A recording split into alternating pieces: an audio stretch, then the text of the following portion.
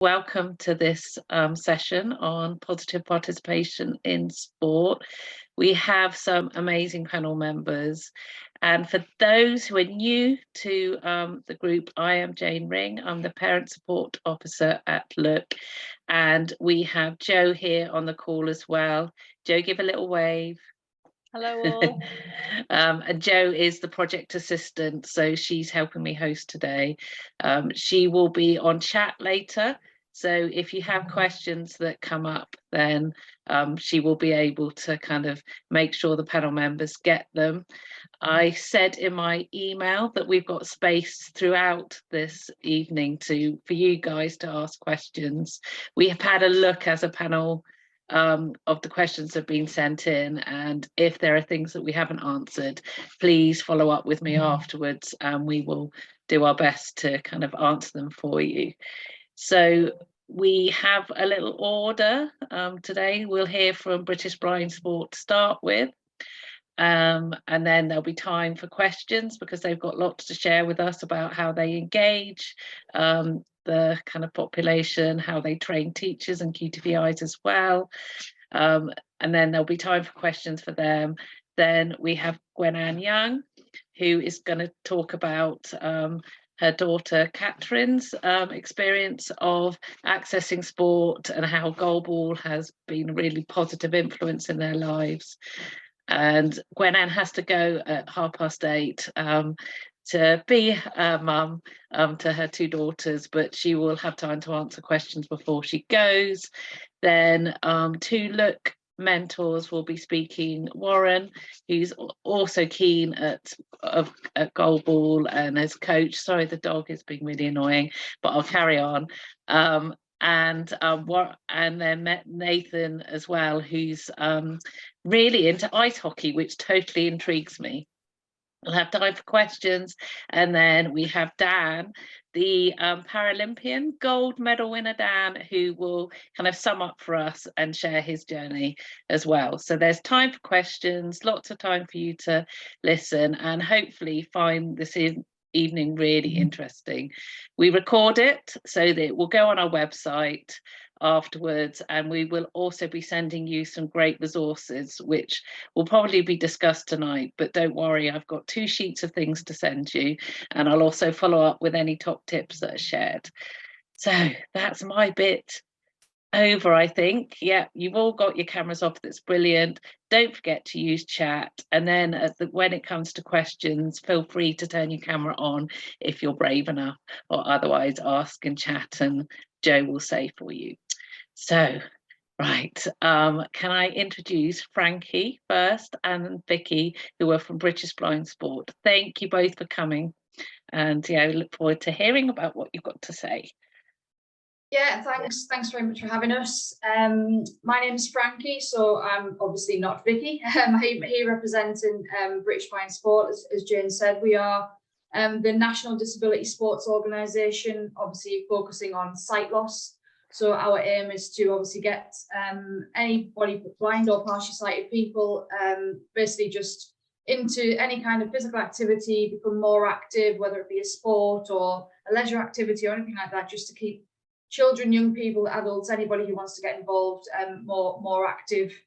I'm the workforce lead for British Blind Sport, so anything to do with training regarding coaches, deliverers, teachers, anybody who again is sort of sharing our vision to get blind and partially sighted people more active, whether they are doing that already or whether it's brand new to them. Like I said, my role focuses on the workforce element. Also more specifically to do with the See Sport Differently project, which is we're working on in partnership with the RNIB.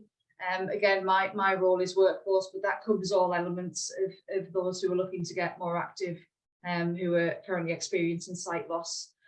So we're here just today to sort of advise and just let you know what we do as an organisation and hopefully how we can help with obviously the topics and things that are being discussed today. Something that I'm concentrating a lot on at the moment is we are delivering some visual impairment awareness in sport and physical activity workshops around the country. They are aimed at anybody who wants to come basically, but we've had a lot of interest from teachers, coaches who are doing sort of anything sort of after school activity or clubs outside of a school environment, PE teachers, QTVIs, anybody who wants to come and sort of upskill themselves and gain the knowledge, but most of all the confidence to be able to make their sessions, whatever that might be, lessons, classes, clubs or whatever, more inclusive. I've actually got sight loss myself. I haven't had sight loss since being a child or a young person. I lost my sight when I was 27, so came into things obviously a bit later, but I do know from personal experience what it's like to have to go to sessions, new things, and hopefully rely on the knowledge and the confidence of those people who are delivering those things. And it is hard, it is tough, and it's not easy when it's not easy anyway, but especially when the kind of the knowledge isn't there and the confidence isn't there for who's delivering. I also coach and play visually impaired tennis. So not to plug it, but we are looking for a lot more children and young people to get involved in that sport as well. So any questions outside of this meeting that you may have around that, I'm also willing to help with. But yeah, basically, again, sort of my role, we're looking to upskill those people who have that responsibility and who are looking after your children, young people within schools. QTVIs especially, you know, they don't necessarily need to have the sport knowledge, but what they do need to have is the confidence to allow the child or young person to take part, to know what it's like and how important it is for those young people to have the independence to take part. I'm sure you all know that, you know, some schools and some people are very reluctant to let the kids get stuck in, if you like. You know, it's a tough environment. They'll be apprehensive. Obviously, parents can be as well for the safety of their child or young person. It's really hard to sort of cross that line into letting them have that freedom. But hopefully, that's where we can help and we can come in. Obviously, like I said, improving the confidence, if nothing else, of those who are delivering. I think it's really important to know what equipment and things are out there, what CPDs, what education is out there for those people who are delivering, which again will help them create that really positive and that good experience, that environment for children and young people to go into. My colleague will explain a few things that we have on our website and things like that to help you guys, but from a workforce point of view, that people can access, we do have a lot of educational resources which basically describe the ins and outs of most sports. We have one for a lot of different sports on our website that goes through sight loss awareness, it goes through top tips, confidence enhancers, things like that, and also the rules and how to play or how to take part in those sports. So they are free to access for whoever might want to access them, whether it's you or the schools or whatever it might be that the people that you might think need to sort of give those a look over. We also have coaching people with visual impairment e-learns on there, which again is massively there to enhance confidence and skills in how to make sessions inclusive, because obviously we're not looking to just have that impairment specific session. We want everybody to be able to take part in PE, whatever it might be. That inclusion sort of word and that model is imperative for us. We see too much sort of separation and segregation within schools and things like that, where people don't think children it's safe for them to take part, or people don't know how to include them and things like that. So those kind of resources we have are really good and really accessible as well on our website. Just they're there for everybody to use and to spread that awareness and knowledge.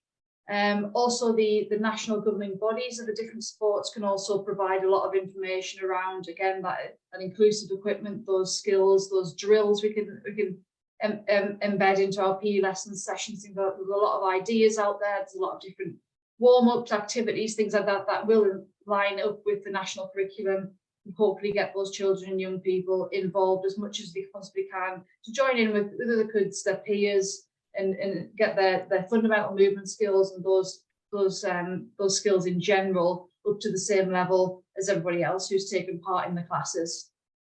I'll hand over quickly to Vicky, who will just explain a bit from a participation point of view as to what British Blind Sport can offer as well. Also, again, just to enhance the knowledge for yourselves and the awareness of what's going on possibly in your local area and what we can do to help.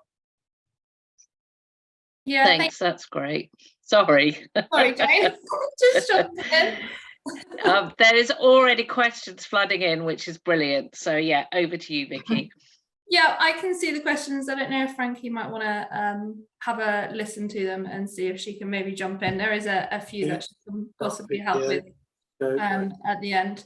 But yeah, just to kind of go off what Frankie's saying, obviously her role and her impact is looking for more of teachers and coaches and things like that. I'm the participation officer at British Blind Sport, so I'm trying to work a little bit more on the ground, trying just to get as many people trying different sports from up and down the country as possible. So obviously we understand your frustrations with perhaps not being able to find anywhere local to you that offers sessions for your children or anyone you know that have a visual impairment or VI. And we're doing as much as possible to kind of grow that and make as many opportunities available as possible. So I suppose we have a two-pronged approach. I'll go over what resources we just have available day in, day out first. So on our website, as kind of Jane and Frankie have noted a little bit, we do have an activity finder. So this is a link that is in the resources that hopefully you guys are going to get available to you after. So that activity finder, you can pop your postcode in, and any sporting club, session or NGBs, things like that, that have sessions available for any kind of VI participation, whether that is purely just from a blind and visually impaired session specifically, or whether it is an all able-bodied kind of session that they are saying that they are inclusive, they can all be listed on that activity finder. I'm going to say that our website is due to be updated, but fingers crossed it'll be even bigger and better when it has been. So hopefully that if that link doesn't work within kind of the next 3 months or so, it'll be super easy to find on our new website. The only issue we do have with that, some NGBs and sports out there don't actually put their sessions on that. We are limited by who comes available and who kind of pitches up and puts that on that activity finder. So you can always kind of contact our helpline. We also have a lot of links, and we know of sessions as well going on up and down the country. So we have a helpline that run on the phone all the time, who are always willing to pick up and answer any specific questions you have about in the area. Our top tips for that as well would be just contact any big local sports, I suppose, and just say and ask specifically yourself. And again, national governing bodies. So if it's tennis or anything like that you specifically want to try, contact them directly, and they'll also signpost you as well, which is also great. Any other kind of resources on our website you can find. I said we have like a two-pronged approach. So like as Frankie said, we're not just looking at sports, we also try and just get people active. So we have an active at home program. This has come about since COVID. So there's plenty of recordings of general movement and physical activity, obviously not sport specific, but this might be a little bit of a stepping stone to getting active before actually joining a session. So we have things like HIIT, Pilates, seated yoga, things like that, that are all recorded that you can follow along to as if it were in the comfort of your own home. So if it's a little bit of a barrier of actually just getting active in the first place and gaining some confidence, then you can use that as a platform to build off as well. We are in the process of relaunching that as well, since we are now post-COVID a little bit, to see how we can utilize that more out of that kind of lockdown situation, to be able to provide more opportunities. I think there was a few questions come through in terms of one-on-one coaching and things like that. We have some good partnerships. We have some good online personal trainers that specifically work with people with vision impairment or any actual disability that will adapt and work very well with individuals and specialize in that area. So that's also kind of a great link to go down if a sport specific route isn't quite comfortable yet. And then our other approach is obviously sport specific. So my role is to run as many what we call have a go days up and down the country. So we'll pick locations where obviously there's a demand and obviously where there is a few different sporting sessions that are already available to blind and VI participants. So we can again bridge that gap in terms of having a go, giving a variety of sports that go in one day, and it kind of take the pressure off a little bit, have loads of fun, and then after that day to be able to then say, well, your local club for this sport is X, Y, and Z. So we try and get between 8 and 10 in a year, as well as then also trying to find some cool sports as well in terms of sport specific. So this year I'm actually just in the process of signing off a water ski event day down in Staines in London with a company called Access Adventures. They've been amazing. I know someone also asked a question about VI skiing. That particular company also do access skiing, so they run events. They take you off to Val d'Isère and things like that, and they actually facilitate that as well. Of course, there are loads of snow domes up and down the country that also cater for VI skiing. Just whoever asks that question, hopefully we can signpost you in that direction. So yeah, again, those have a go days, we try and get 4 to 5 sports, 30 to 40 minutes spent on each one, just to have a go and then have an awesome day, and hopefully you find something that you love and you can take away from it. Have I missed anything, Frankie? Your mic, sheet. No, I don't think so. Apologies, obviously, because I can't see the chats that are popping up. I'm trying to mute myself all the time so it doesn't read them all out really loud while you're talking. But no, I don't think so. I think the overarching thing is our website does contain a lot of information that you can sort of click on and also get signposted to those companies or those NGVs that Vicky's mentioned, and to those have a go days, find out which sports are there for you. If it's something local to you, we need to be able to signpost you a session. It's pointless us recommending you do whatever it is we recommend and then having nothing in your area. So we try our best to link the coach education with the experiences, and then with the chance to be able to follow on from there. So yeah, hopefully if you can get access to our website and things, you will be able to find some useful stuff on there.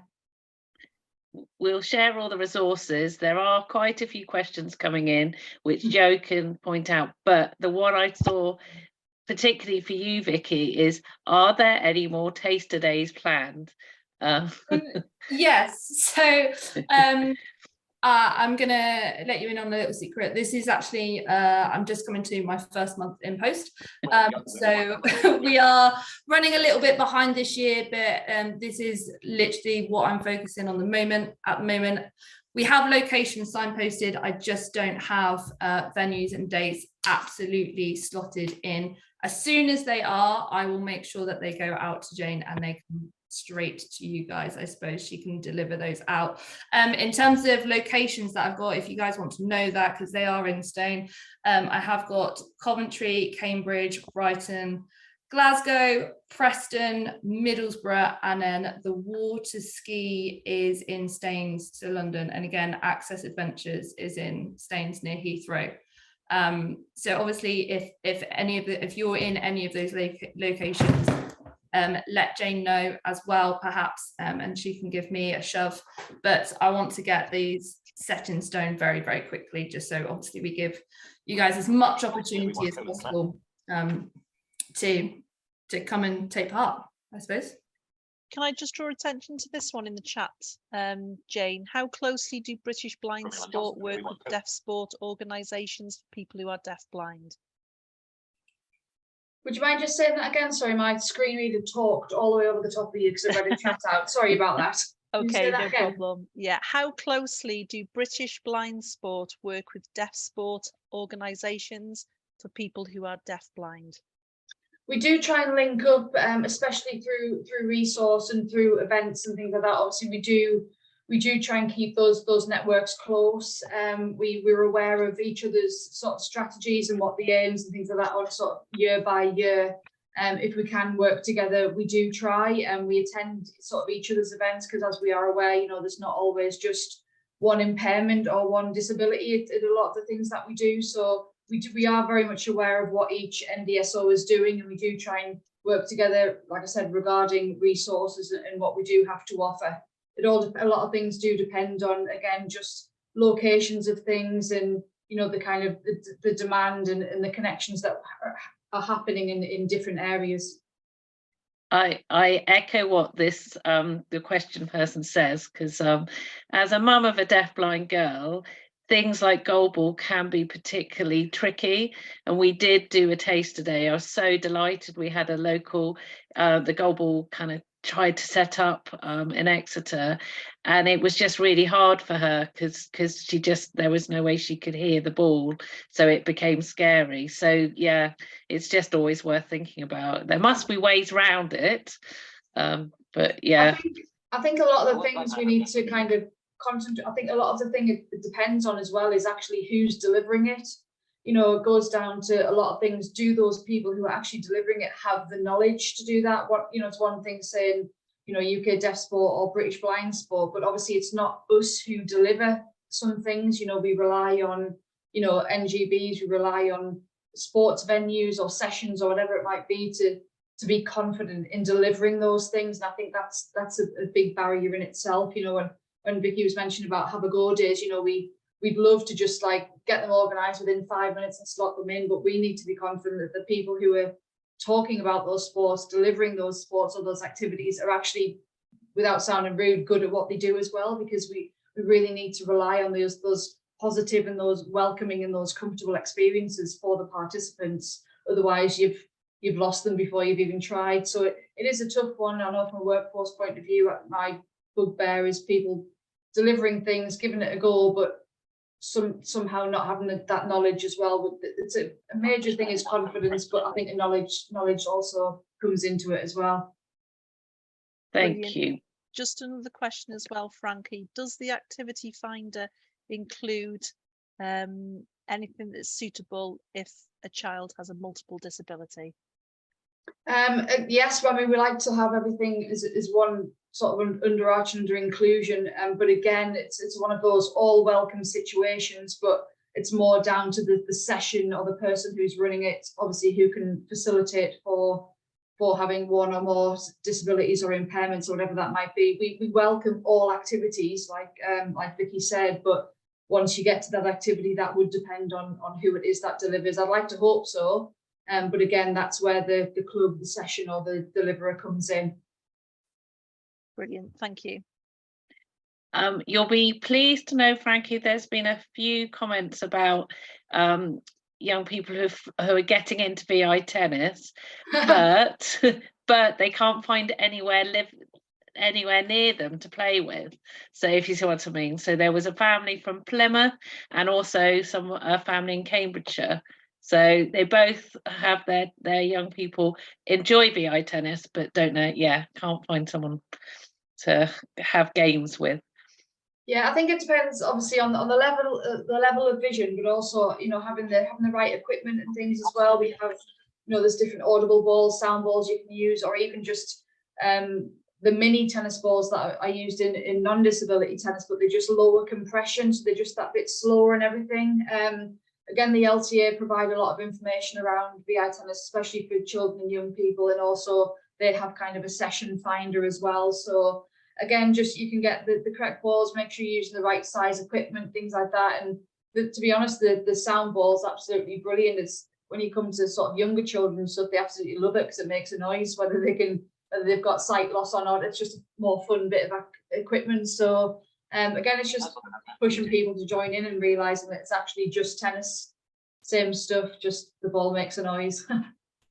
Brilliant, and a lovely message here. The Have a Go days are fantastic, and I thoroughly enjoyed, and I thoroughly recommend going. Oh, that's great.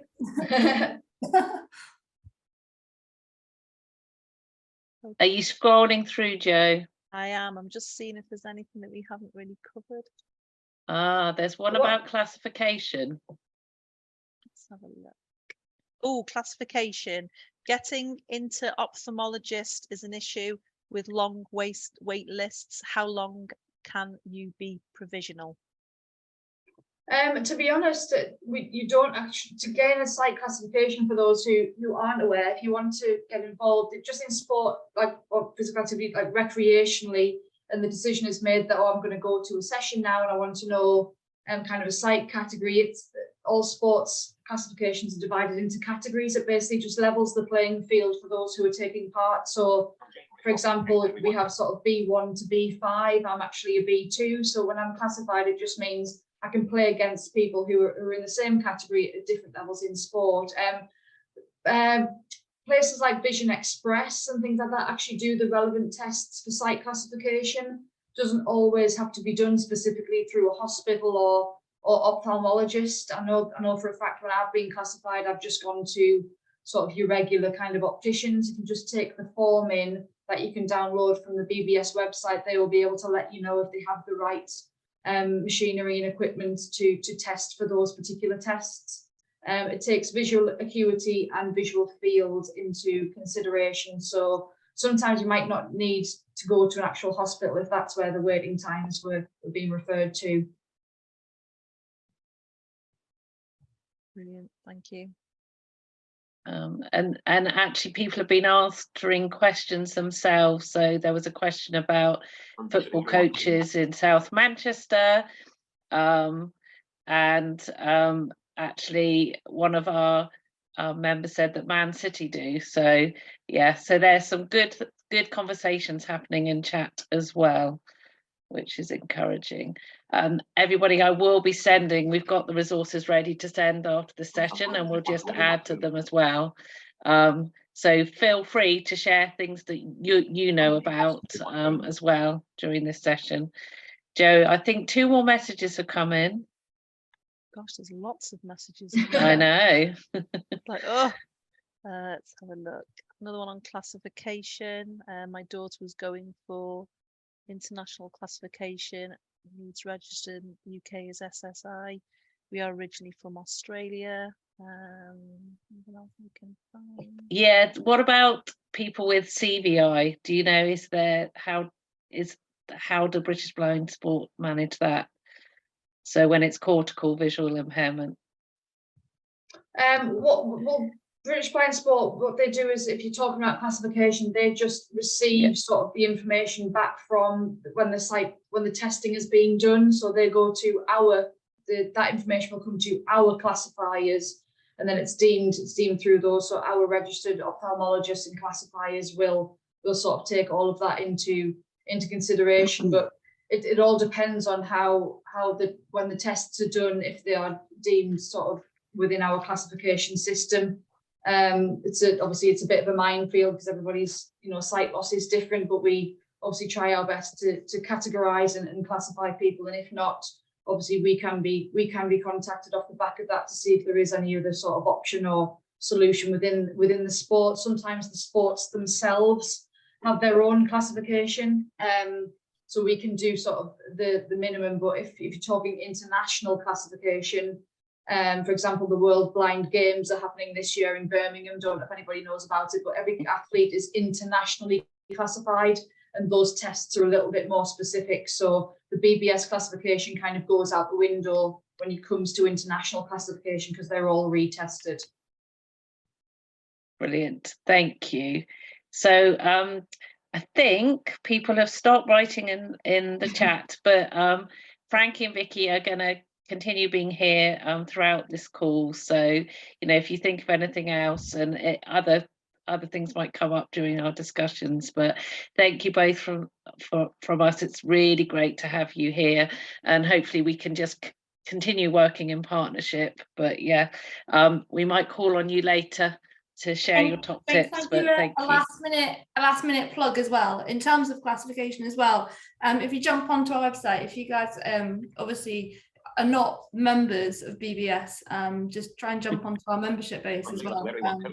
You can contact us, we can contact you. You get our newsletters or our e-letters. So anything we have going on will get sent out to you directly. So of course, kind of those have a go days and things like that. in areas, they get sent out, so you know exactly what's going on. Any additional days we put on in terms of like water skiing, any other have a go days that are specific to specific sports. I think there is actually technically one with VI shooting coming up as well. Anything like that, you'll get all of that out there. And also over 18s, I believe at the moment, are still getting that classification through that membership as well. So jump on.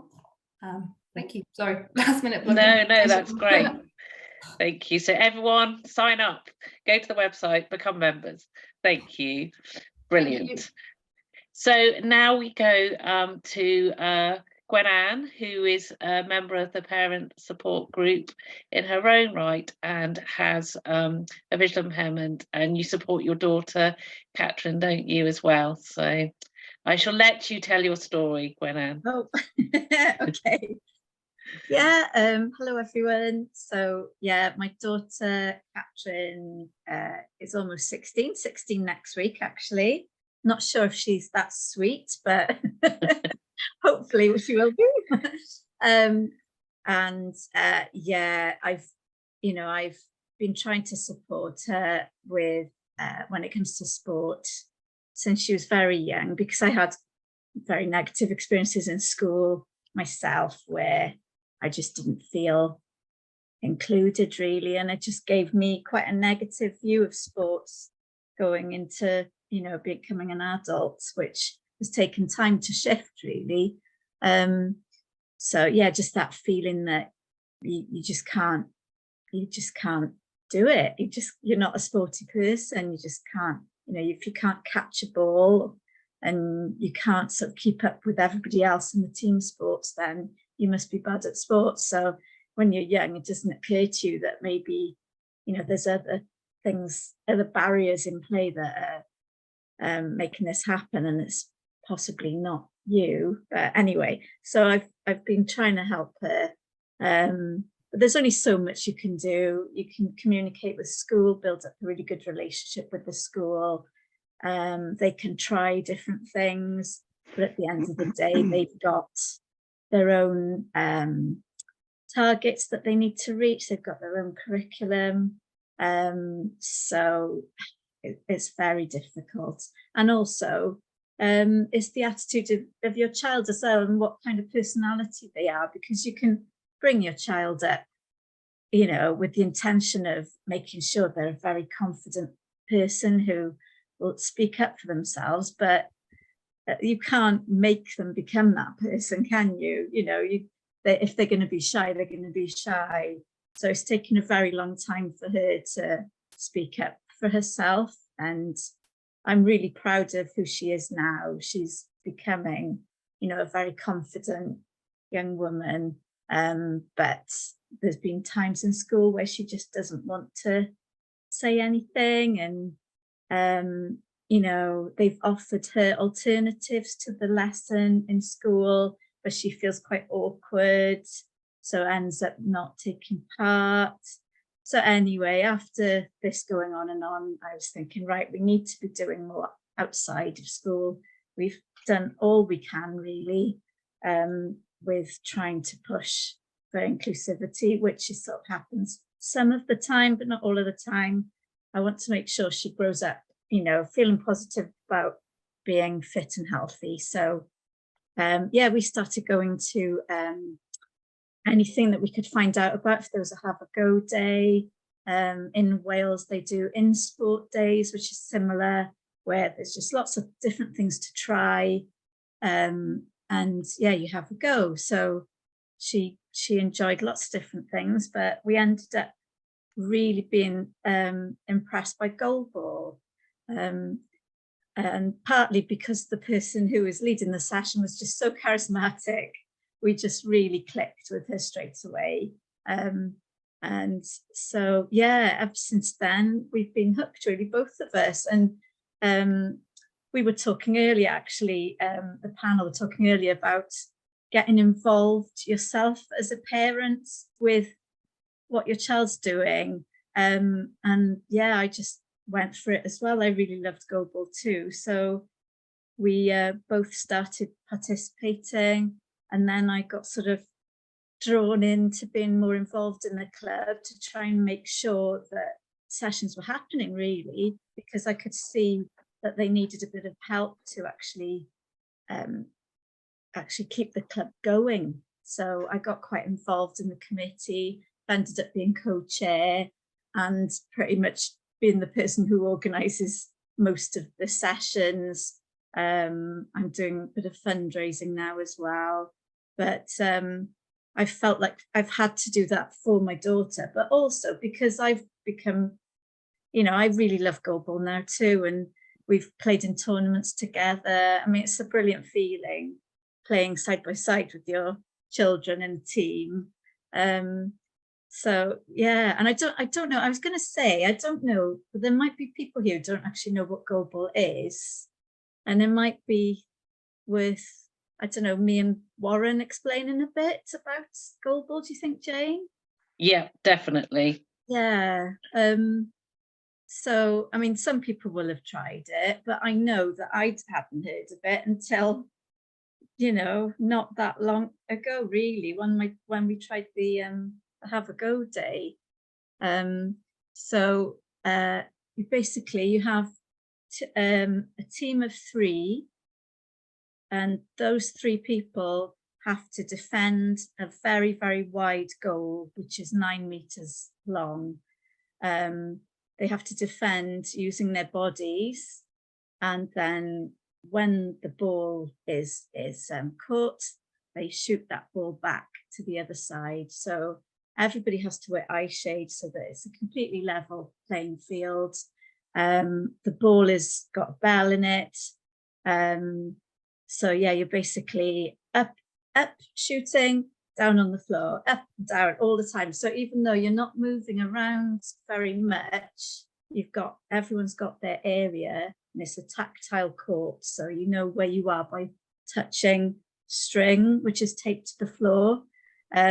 It's very, very quite physical because you're always moving up and down all the time. And when you see the elite players playing, it's just incredibly fast.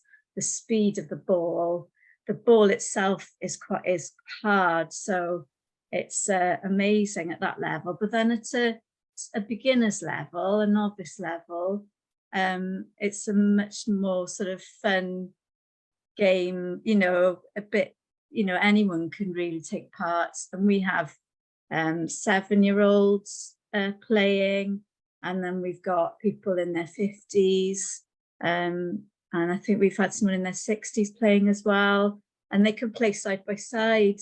And yeah, it's just really fun. I don't know, Warren, have I said everything? I'm trying to remember. I think you nailed it, Gwenanne. I think you absolutely nailed it. Yeah. Yeah, just smile from ear to ear. I think that the last point you made about the inclusivity of the sport, with the levels you can play at, I think that's a really important one. So yeah. Yeah, and it's fantastic to see, and also families as well, because we often get VI children coming along with their siblings, and they're so thrilled that they're able to play something together as a team sport. It's so lovely to see, and for that, and also for the blind sibling to feel like they've got one up on their sighted brother or sister, because they, quite often it's quite scary sometimes to put an eye shade on and be completely, no sight whatsoever for someone who's very used to having, all of their sight. And yeah, the blind siblings normally quite relish that sort of feeling that they're like, right, I'm going to do better at this than you are. So but yeah, it's a real family feel, and also that in the tournaments and things, Warren, as well, isn't it? 'Cause it's a sport. There's clubs all over the UK, and we have really regular tournaments, and it's the nicest. They're the nicest group of people, and it's a real family feel, and everybody's so friendly, aren't they? Totally, yeah, no, totally. Yeah. That was what drew me to it. The community feel of the sport, the way that all the teams mix with each other and mingle. I just wanted to add to the point you were making there about, the fact that it's played with shades on, and you know, siblings can play with each other regardless of their level of sight. I went into a primary school, and one of the players at our local club in Cambridge was at the primary school, and you could see he was just standing so proud, and you know, he was able to be the top of the class in this PE session playing goalball with his peers, and you know, you could visibly see, you know, the confidence that gave him. He was glowing. It was just so good to see, and I think, you know, that's one of the things that goalball can offer, is the ability for people to play with their friends and their siblings and, you know, their peers. I think it's fantastic. Yeah. And I think for my daughter, I know goalball has really sort of been a life changer for her. When yeah, especially during lockdown, they organised loads of sort of online Zoom social meetups, and she was in her element. She loved it. I mean, I think she really enjoyed lockdown because she you know, school is hard for her really. The social side of school is terrible, to be honest. But those Zoom social meetups they had during lockdown, she just loved it, and she made so many new friends.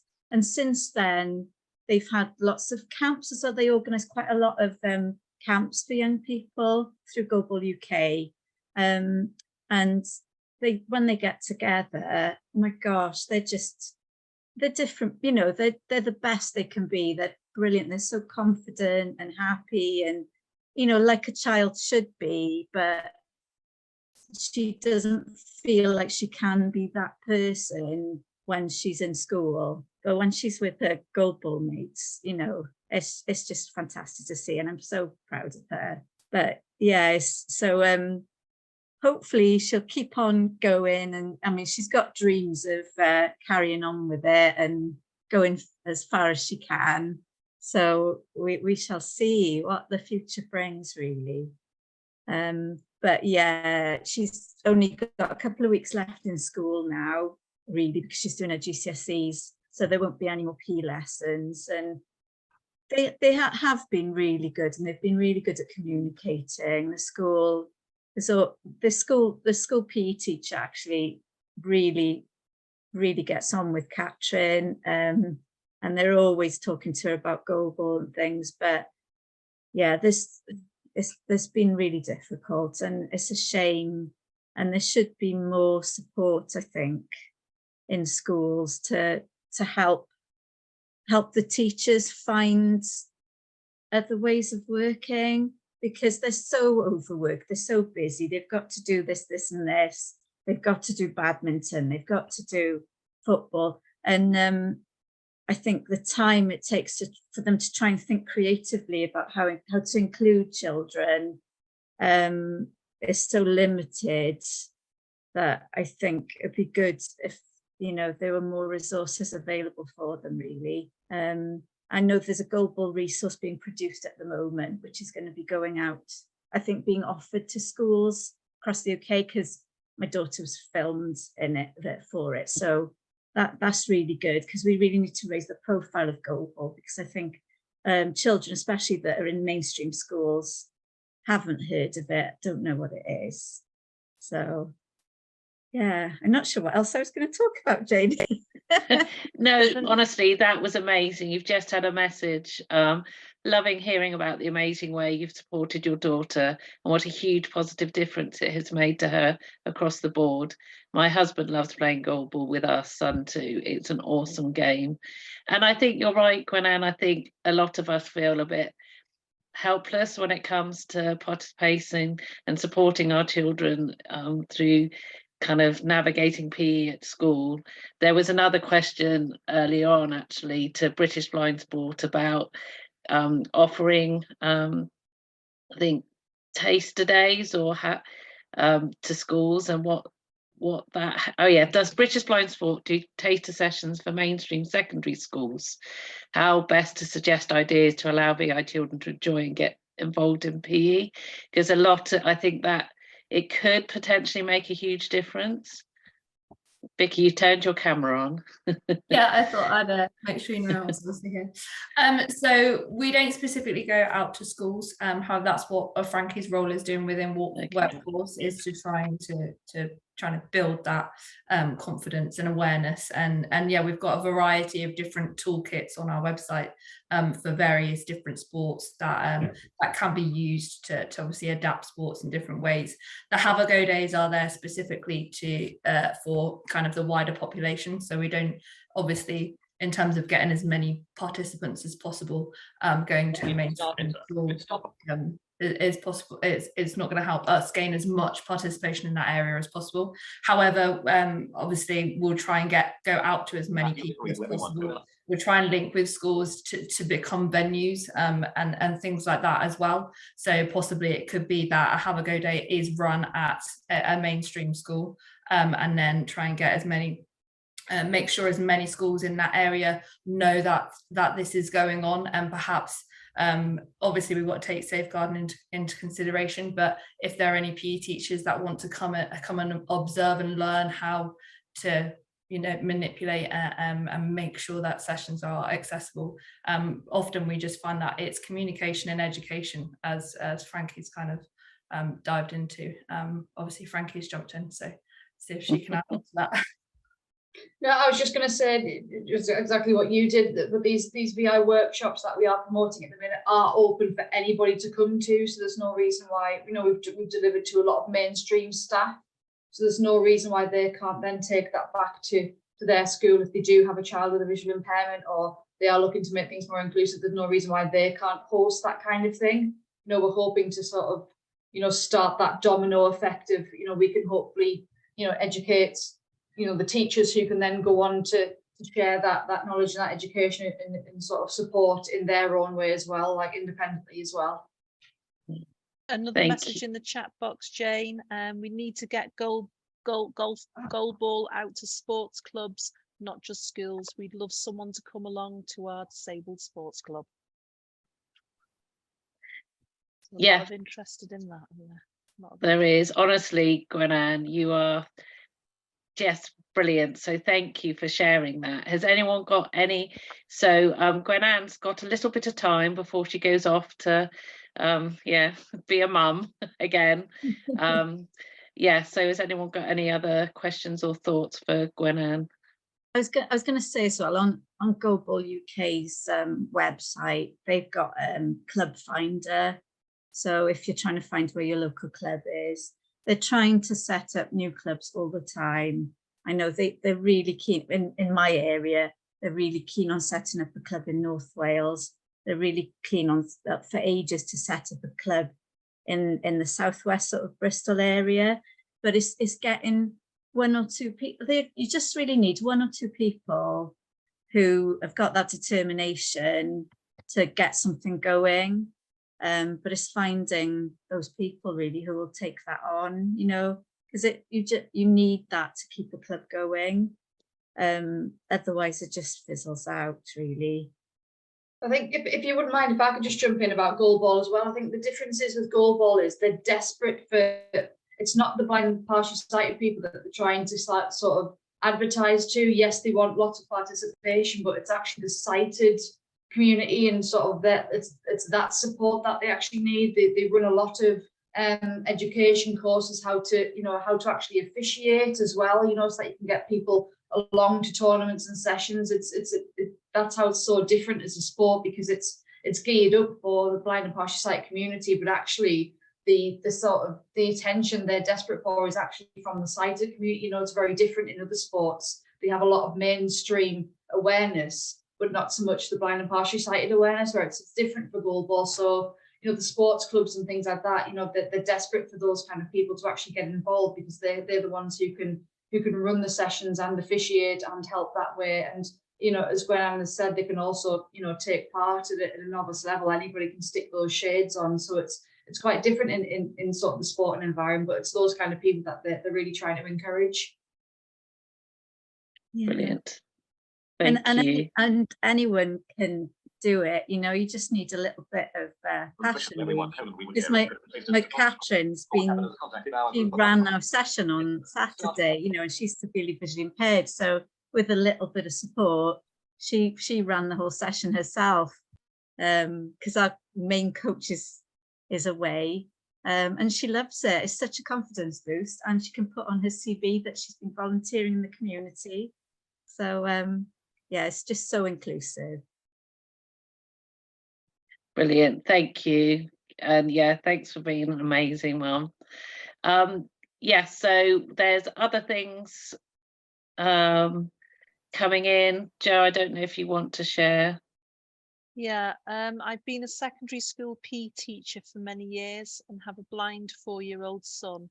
I'm keen to get my son into sport for VI children. It's my understanding most clubs start at 5 years old. Is there any advice in terms of how I can progress his skills for ball games? Well, I don't know if you can answer that, Gwen-Anne, but one of the panel members might be able to. I can jump in if you want. I can give it a go if that's all right. I was just going to say, I think just like any kind of sort of physical education and things like that, it's all around like the fundamental movements. You know, we would never take a child who didn't have a disability and expect them to just be able to hit a tennis ball, be able to throw a goal ball, be able to kick a football. It's all around, you know, sort of the fundamental movement side of things, getting those basic skills embedded. You know, we see there's a big difference, I certainly see as a coach, for those who have had those skills from a young age and those who are just learning them as an adult. You know, there's a massive sort of barrier there if you haven't had those skills originally. So I would just say anything you can do, even around it at home, you know, it doesn't have to be an official kind of session or anything like that. Throwing a pair of rolled up socks into a washing basket, you know, encourages how to kind of throw. And, you know, there's lots of things, like I said, you can do at home, make certain things sort of audible so that they know where targets are, they get to used to that sort of spatial awareness and things like that. But some sports do kind of do a TOTS session and things like that, and there's no reason why they definitely can't be inclusive, because a lot of those sessions you aren't even using equipment and things, you know, you're just using fun sort of things that can be made audible, lots of contrasting colours to keep children, and especially the TOTS age, engaged. So whether it's at home or, you know, at a local sort of fun session that's there for little ones anyway, they've got even less excuse to not be inclusive, really, because they tend to be the more fun, engaging sessions anyway. Brilliant, thank you. Now, Gwen-Anne, have you got any other advice before you leave us? Thank you so much for coming. Oh, that's lovely. Yeah, like I was just going to reiterate the whole thing of getting stuck in yourselves. If you want something to happen, you might have to make it happen yourself. So being prepared to do that, and it often doesn't take that much to get something going. You just need a venue, a date, and a Facebook account. Get people going. The other thing was to, you know, do your best to make sure your child knows that they can do anything, and build up their confidence. Anything you can do to try and build that confidence up, but to realize that, you know, it does depend on the personality of the child, and but they will get there eventually. But some children take a bit longer because, you know, it takes a while for them to accept that they need to be speaking up. And yeah, sometimes it's not until they're sort of nearly an adult that they're sort of happy in their own skin, really, because it's very difficult, you know, all the barriers you have to put up with. It's very difficult to speak up, but that's when we have to come in and speak up for them, I think. Yeah, absolutely. And now Catherine is speaking up and going to see what RNC is like, which is actually really exciting, isn't it? Very. Brilliant. Thank you so much. Have a really good rest of your evening, and thank you for joining us. Thanks. Oh, you're a star. So Warren, you can carry on your because you're heavily involved in goalball, aren't you? So you're going to talk about goalball and your other ways into sport, and then we're going to hear from Nathan, who has set up British blind ice hockey and is kind of trying to get as many young people involved in that as well. So Warren, over to you. That's right. Thanks very much. Evening, everyone. So yeah, I'm going to speak a little bit about my experiences of getting into sport and physical activity. And I think the areas that might be most relevant would be maybe my experience of getting into coaching sport, in particular coaching goalball. And I guess talking about the things that I've gained from playing sport that are not necessarily the obvious, not necessarily the physical things, the physical benefits of playing sport, but the mental side of it, the teamwork aspect of playing sport as well. I think it's worth starting off by saying, that I haven't always been visually impaired. I lost my sight when I was 19, so I didn't grow up with my visual impairment. And I think it's fair to say that before I lost my sight, I wasn't I wouldn't consider myself sporty, at least. I didn't take part in many competitive team sports growing up. And I cycled a lot. I kept fit, so I did things like free weights at home, and occasionally kicked the ball with some friends, but nothing too serious really. I was mainly someone who would spend far too much indoors playing video games, and that was my sort of relationship with sport really. However, after losing my sight, it was about 3 years after losing my sight, I was at university and I wanted to get into trying playing sport. And I wanted to try things out with a visual impairment and see how they work really. And there was a local taster day held by the local city council. So I'm based in Cambridge, and it was a pan disability sports taster day. So there were a few climbing walls there. There were a few sort of sound footballs, and there were a few goal balls as well. So I tried all these things out and found them a lot of fun. And eventually wanted to try and set up a local sports team. And I think the point that Gwen was just making around, sometimes you need to take things into your own hands sort of really shines through here, I think, because what I wanted to do was set up a local blind football team in Cambridge, because I thought that's a sport I'm familiar with. It's something I follow. It's something I enjoy as a fan, at least. So I got lots of, the relevant sort of partner organisations together. The local authority. I got the local society involved, the local football team, a few blind footballers together. I tried to get the right people together to see how we might be able to take this forward, but nothing really came about of this. I was at university, I had a lot of other things going on aside from trying to set up a sports club. And eventually it was the local city council in Cambridge who put on some regular taster sessions for goalball that sort of spurred us on to get involved with goalball. And it was myself and a few others, we got really hooked on the sport. And we, without really knowing what we were doing, we went on to set up the club in Cambridge. And this club has since gone on to, this sport and this club has since gone on to become one of the biggest things in my life. I think it's fair to say, it's my biggest hobby. I've gone on to play goalball at all levels within the UK. So, elite level, intermediate, novice. And I even spent 9 months after quickly going up from novice level. I spent 9 months training with the national team, which was incredibly hard and quite gobsmacking, really, considering my relationship with sport before losing my sight. It was a bit of a sort of experience of being thrown into the deep end almost, I think. And I don't know, perhaps I didn't take it quite as seriously as I should on reflection. I was 23, 24, and I perhaps could have taken it a little bit more seriously. But equally, I think the thing that I really enjoy about the sport is the community side of it and the fun side of it.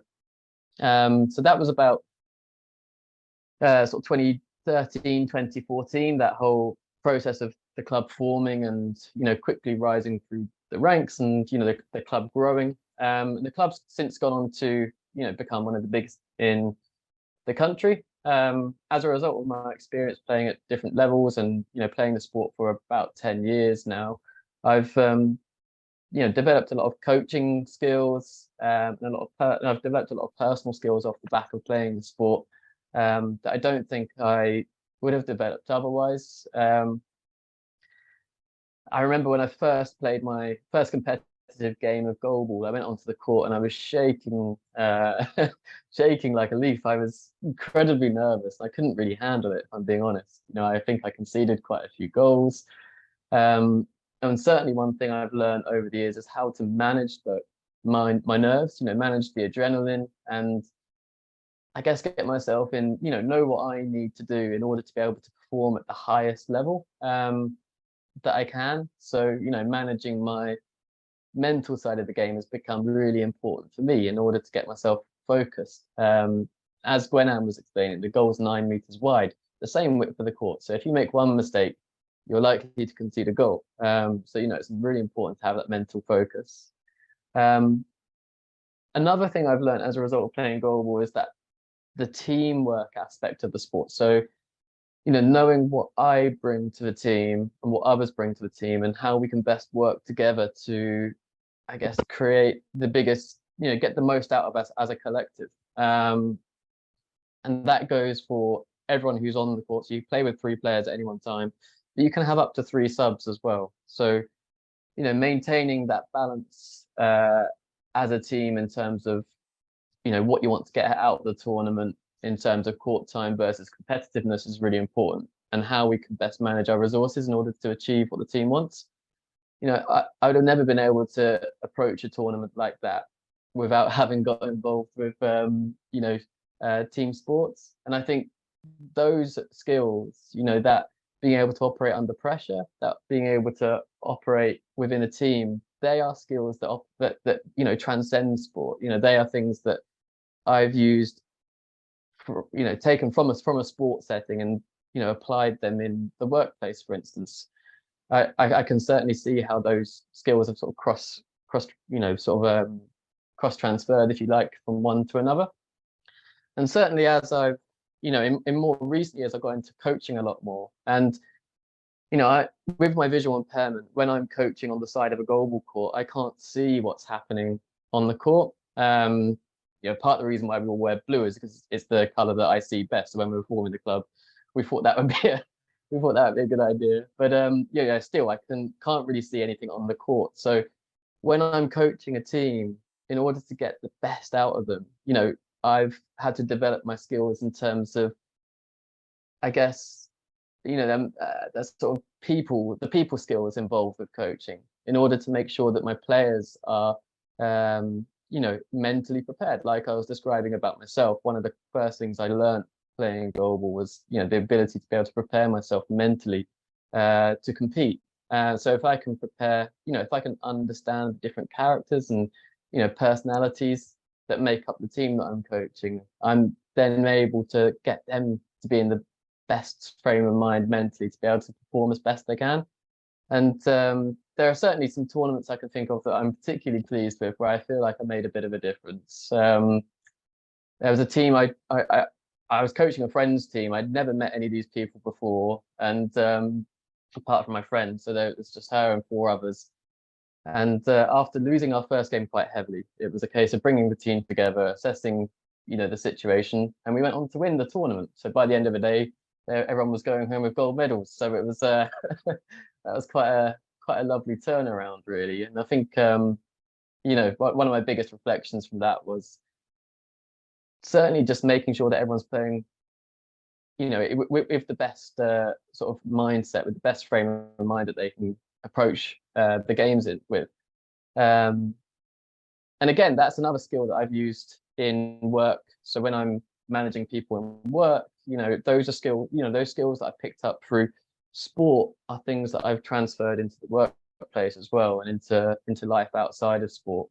I think you know, I think there's so much that can be learned through playing sport that it's you know, it's something that I'd strongly recommend a lot of people to get involved with.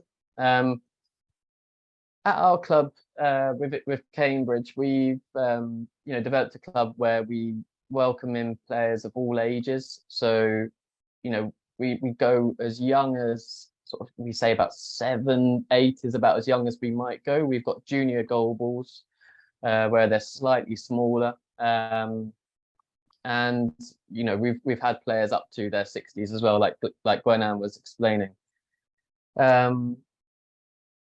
You know, when it comes to tournaments at novice level, the players who might start competing at novice level, so that's the entry level of competition in goal ball, tend to be around 12, you know, that kind of age. And you know, we're a club that's run by and for blind and partially sighted people on the most part. You know, we have parents and volunteers who do help, you know, do help out with the running of our club.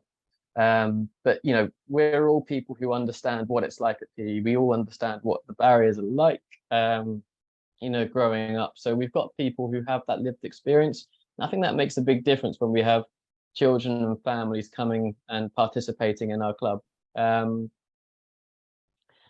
So yeah, and you know, there will be other clubs out there like ours across the UK as well. And you know, I wanted to also reflect on some of the things that Gwenan was saying as well in that regard.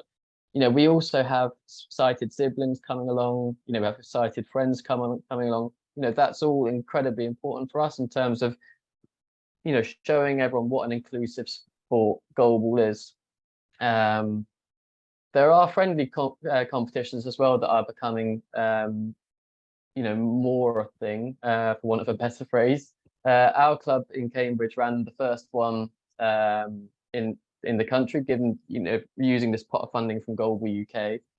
And the idea of this friendly tournament was to make it so that it was aimed at such a level so that people with multiple disabilities were able to take part, people who are maybe a bit too young to take part in novice level goalball competition were able to take part in as well. Because a big ethos within our club, as I hope I've explained, is that we want everyone to be able to take part and compete at a level that is, you know, suitable for them.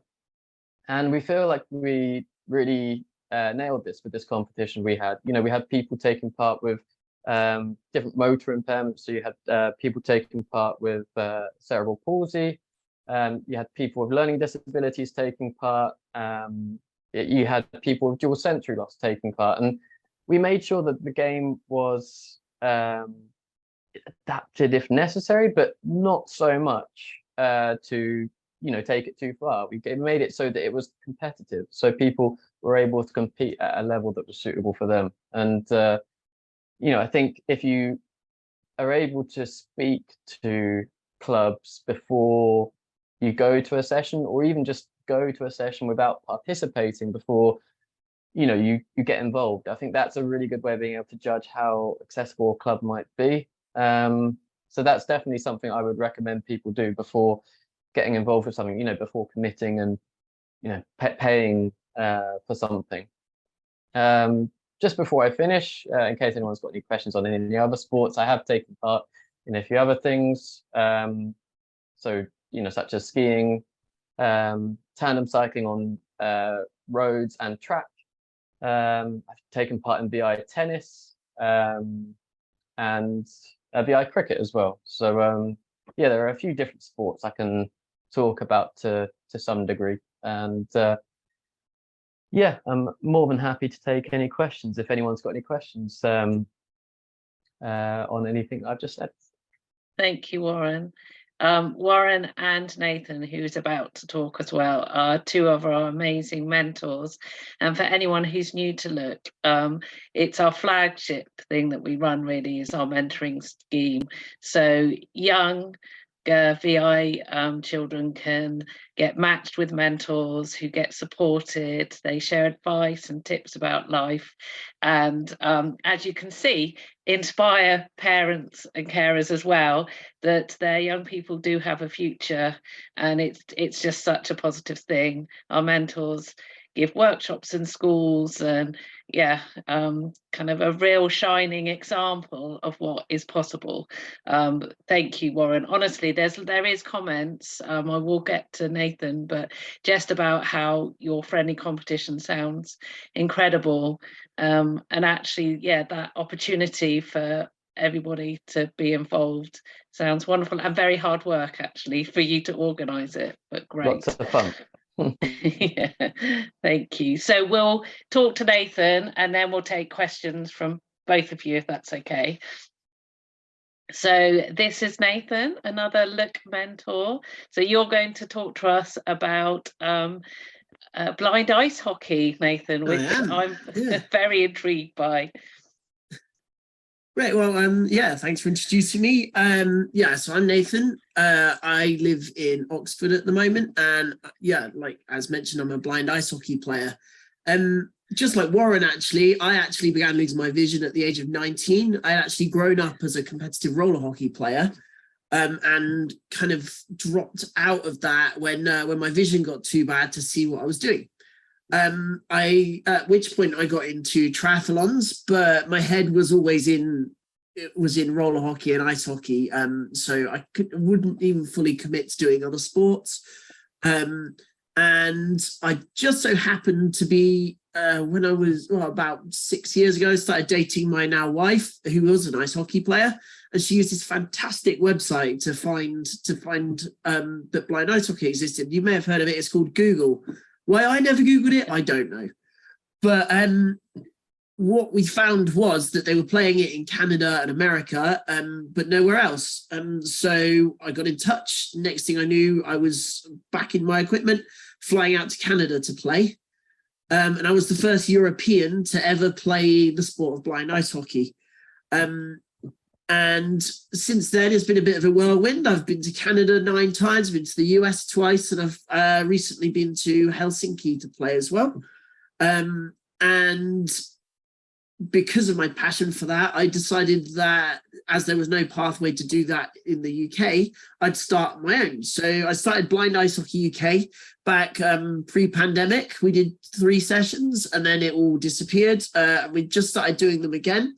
So with the aim that what we do is we get people on the ice to come and have a go at it, and we try and foster any passion they might have to come and join in with other events, and we see where it goes, but it's still very much in its infancy. To kind of explain how the sport works, I hope people are familiar with how regular ice hockey works, but with blind ice hockey, we take the biscuit-sized rubber puck away and we replace it with something that's more the size of a dinner plate. It's made of hollow steel with ball bearings inside it, so it's much bigger and it sounds like a cowbell.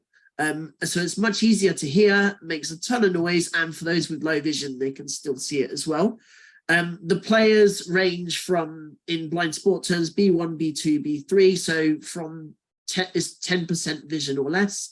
And you do use the vision you have. So the goalies are always B1 and they play everything by sound. But you can have B1 players who play out on the ice as well. And we have a good mixture of players, which keeps the game flowing and includes all players as well. Like I said, goalies are always B1 or blindfolded, so they do everything by reaction. So goal ball players transfer across very easily. The goal in regular ice hockey is 6 foot wide by 4 foot tall. In blind ice hockey, we use a 3 foot tall goal as well to kind of make things on a more level playing field for the goalie. There is 2 other things. So we don't do, if you've seen ice hockey before, especially the professionals, they play a checking sport. It's still contact, but we're not aiming to knock each other over. That's just a happy accident. And there is also a pass rule as well to help the goalies and include more players. So when attacking, you have to pass the puck between players before you can score. So one player can't do this by himself. And there's a buzzer to let the goalie know that a pass has been made and to expect an attack. Sounds like quite a complex sport, but when I do the kind of try it sessions, it is much more about getting familiar with equipment, learning to skate, getting familiar with finding the puck, getting familiar with passing it, shooting it. And these are all new skills to most people. So it makes it very inclusive, because what I encourage is for people to bring family members, siblings, friends, and stuff like that. And they always come and get involved. And no one is naturally good at it. So everyone's learning from the start, which makes it like much easier for people to kind of understand. In terms of why it's such a great sport for people with visual impairment, for a start, the skates make noise, so you can hear what else is around you. The boards mean that you're never getting out of the way. You can crash into them. You have a full set of equipment from head to toe. You're covered, which means that crashing into people is now no longer really a problem. People, you know, it's kind of encouraged within the sport. So, you know, you can fly around as fast as you want without that worry that you're going to hurt someone, which is great. And an ice hockey stick is about the same length as a cane. So even getting between the changing room and the ice, you've got something in your hand at all times that helps you to navigate. It's something I'm incredibly passionate about. In a previous life before, when I was growing up, I taught more than 1,000 children to roller skate. And I can teach pretty much anyone to ice skate as well. So anyone who comes out with a fear that, you know, I can't do this, I can teach them. And I have managed to get a load of volunteers trained in guiding and teaching people with visual impairment to come and help as well. Mostly we run sessions in Oxford, just because I've got some funding there, but we are working on building the organisation, and then I'm taking suggestions on other places in the country to do it. And with the aim of putting a team together to play international games, but also to just play wherever we get the opportunity. Like I said, it's a fantastic opportunity to get to travel as well. In the last 6 months, I've been to Toronto twice, Calgary, Helsinki, and I was in St. Louis last week. So there's a good opportunities to get around. And it is a fantastic community to be in as well. In March, I was in Toronto, and there was a group of 150 blind and visually impaired people who were all there because they're athletes. We all did everything together, and it makes visual impairment become completely normal. So there are people there who don't use mobility aids.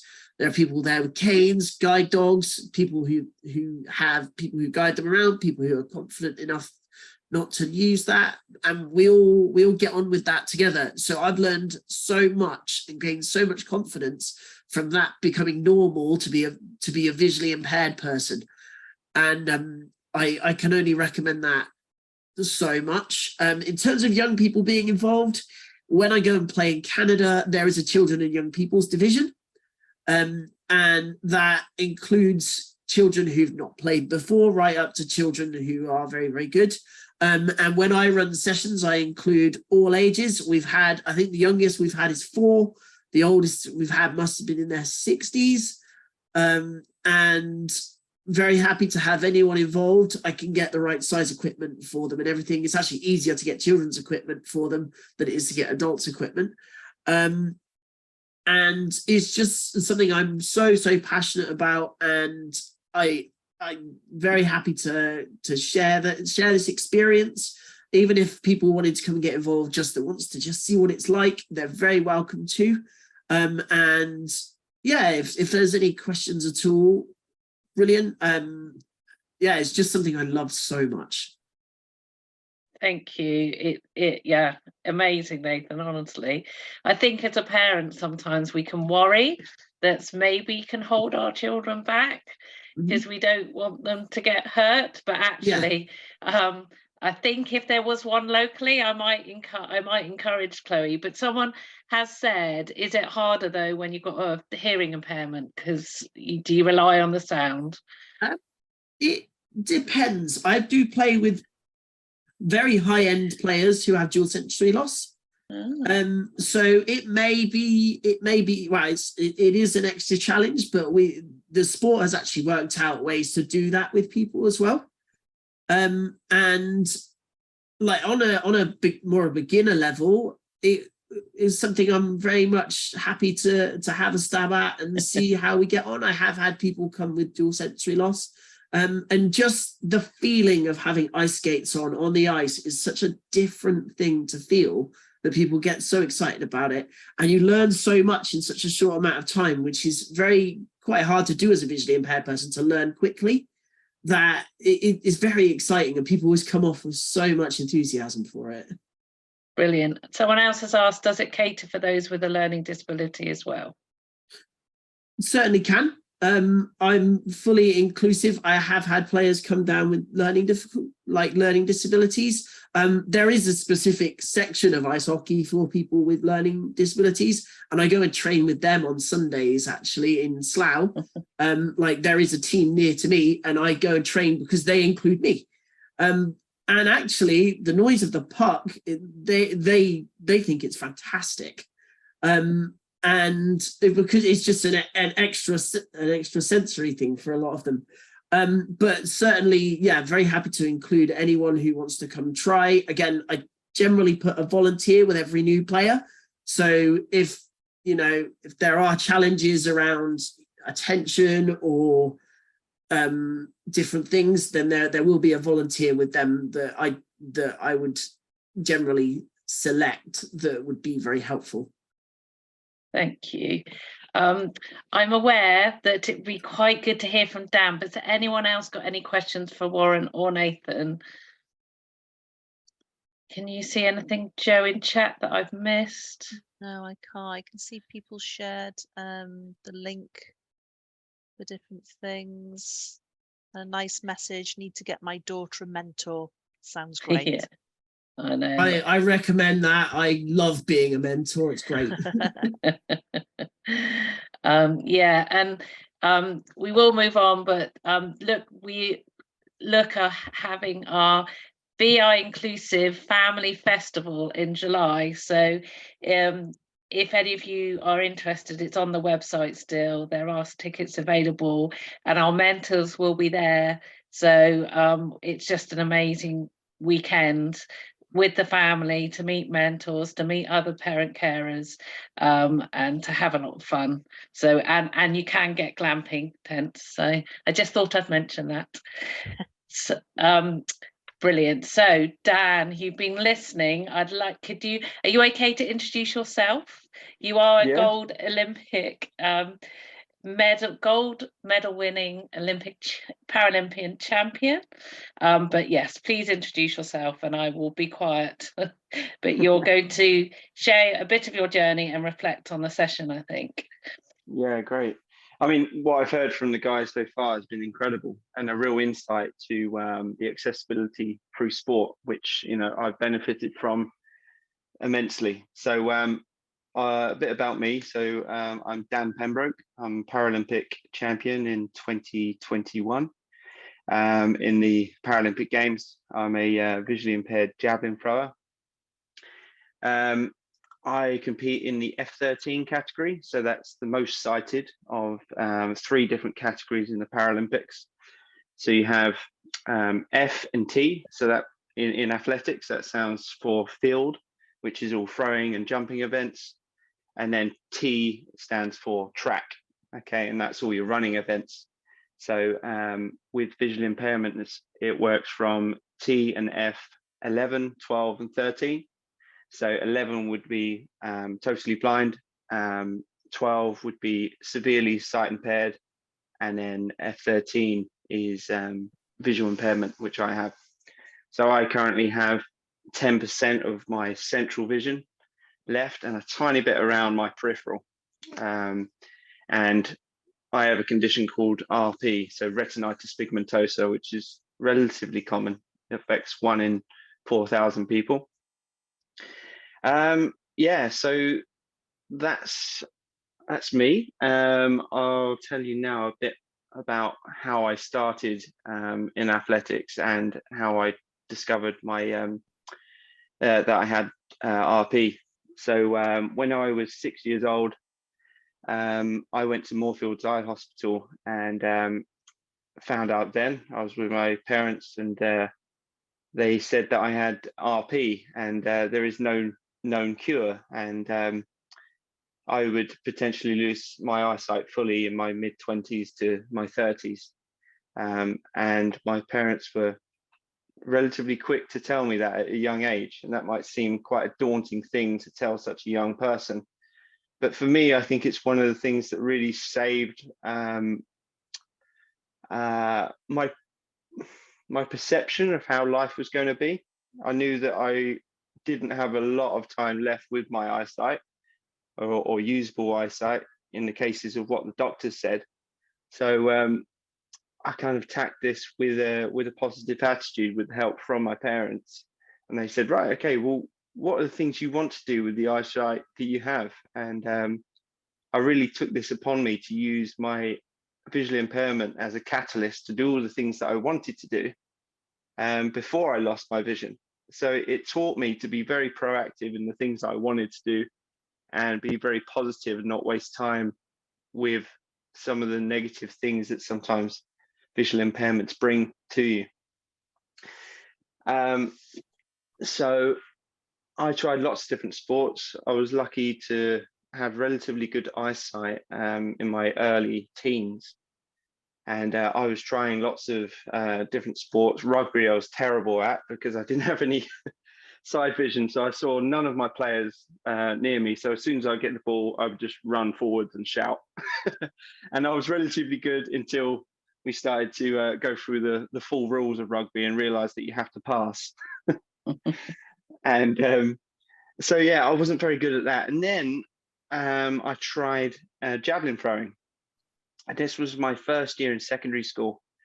And I wasn't really like too interested in sport at the time, but all of a sudden, because I had this insight of athletics and I've realized that I could throw the javelin a relatively long way, I thought to myself, wow, there's something that I'm good at. And so I decided then to actually join a club, a local club.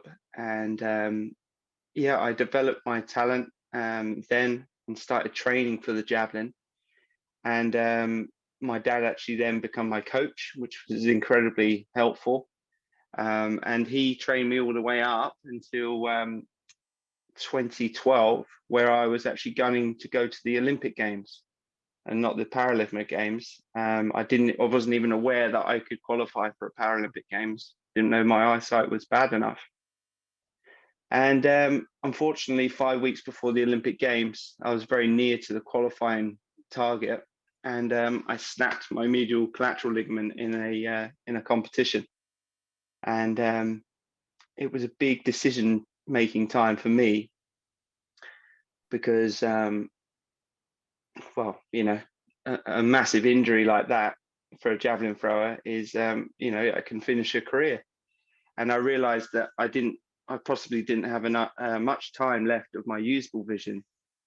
And I had this in the back of my mind. I had also that it would take me a long time to recover from the injury to maybe get back to where I was. And so at that point, I made the decision, like, I really wanted to travel also, you know, and see the world whilst I could.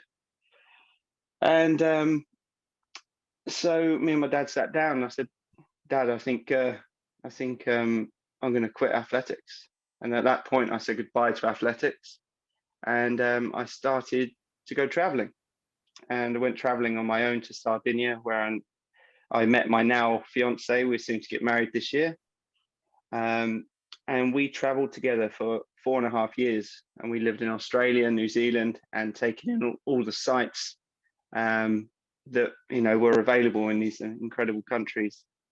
But unfortunately, in 2019, my eyesight was getting a bit too bad for me to be able to do all the backpacking jobs that comes with traveling, and getting a little bit dangerous. And so I decided to try and start finding an avenue of a career that I wanted to follow. And that's when I heard about the Royal National College for the Blind in Hereford.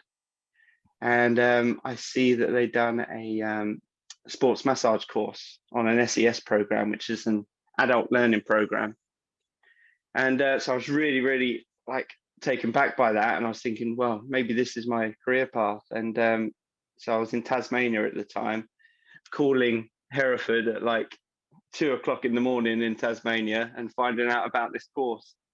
And then a couple of months later, we moved, me and my fiance, we moved from Tasmania over to Hereford, and I started a course in sports massage therapy, and that is now my job.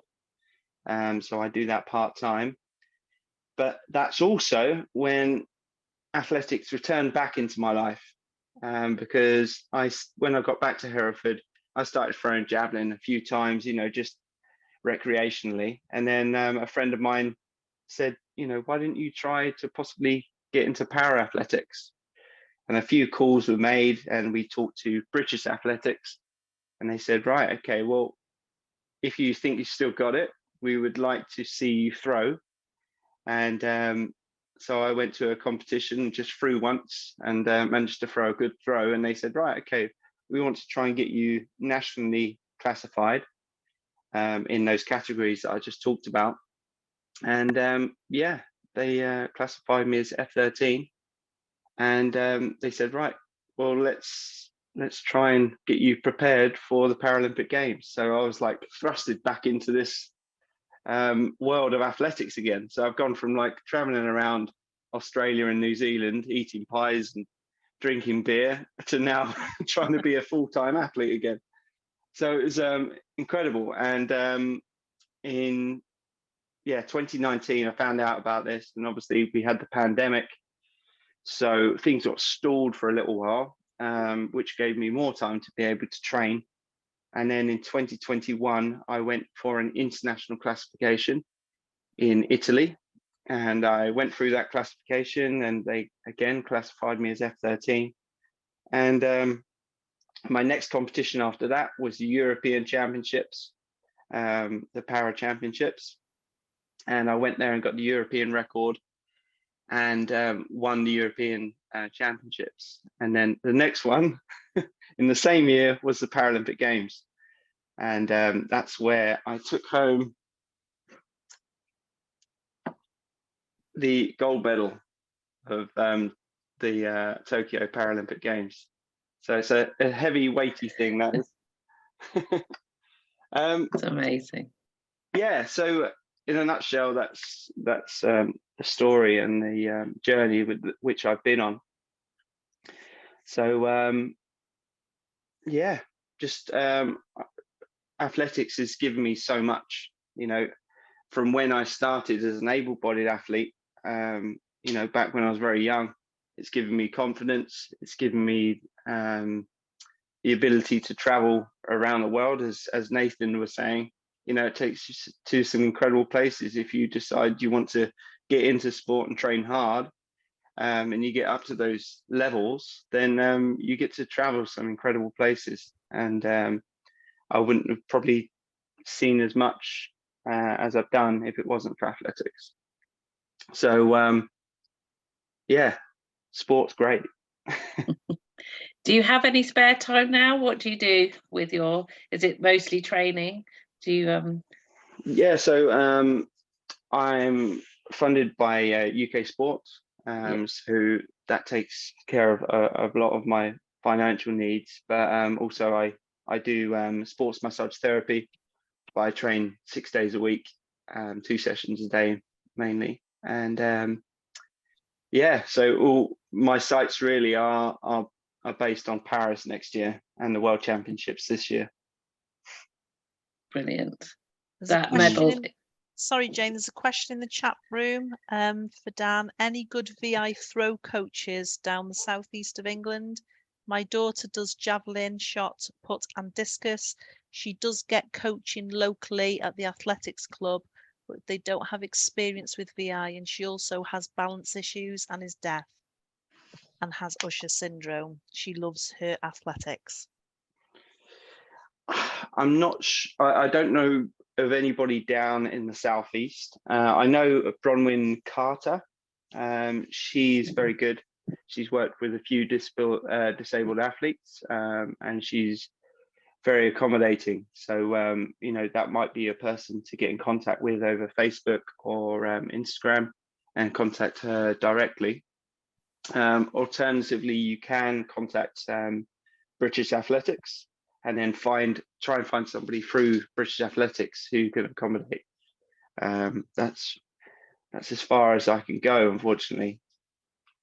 Brilliant, thank you.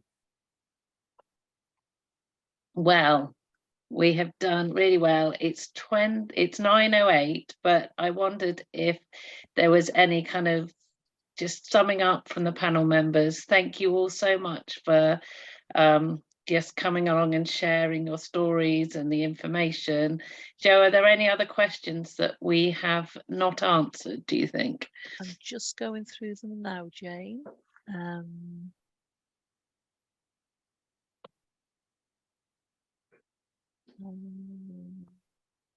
People have been sharing lots of good information. Yeah, they have. Okay, there's one here. I've been a secondary school PE teacher for many years and have a blind. I think I've done this one. I've got Yes, you've done that, and then people have done answered. Yeah, people have answered. There's that many actually, isn't there? I know. Just going through them. I'll see if I can see some, Jane. Well, yeah, there's been some really good sharing amongst each other. I know as well there are some people on the call whose children take part in sport competitively, may not be athletic, so please also feel free to share any of your tips or thoughts about encouraging our children and young people to take part in sport. My daughter really enjoyed it at primary school, but she was the only visually impaired and deaf child in the school, and I worked with the school to make sure that their sports days were really inclusive. They just didn't become competitive, and that's what worked for her. And then as she got older, and she then kind of learned what was going to happen by supporting the children young in the school who were younger. So she would go and support and help out while they did their sports day. So she knew exactly where all the stations would be and what were expected. And then when she came to do it, she was much more prepared. So there are things that can be done that really help. And I think just finding clubs and things that your children really can enjoy. And I think Frankie was right. I think it's often the right attitude. It's the right kind of person who's got the skills and the knowledge. I mean, Warren, your days, your inclusive kind of fun sessions just sound so good. And did you have any experience before you kind of put those on, or was it just kind of wanting to make them inclusive? So it's a new initiative from Wellbeing UK to provide funding to clubs to hold events like these, and we've got the experience of running sessions. The club's been running for over 10 years. We've got a lot of experience within the club of catering global training sessions to a variety of different audiences. I've also done global in schools, in pan disability settings. I've done it to a wide range of different people. So we've got a good level of experience within the club. And having gone to Wellbeing UK tournaments, we were able to see how it's how tournaments run. So I think as a global club, I think we were quite well equipped to be able to run the session, and it went as well as we were hoping. Actually, I think we were really pleased with how it went. Yeah. Brilliant, thank you. Now I've had a message from Gwen-Anne, and Catherine is here.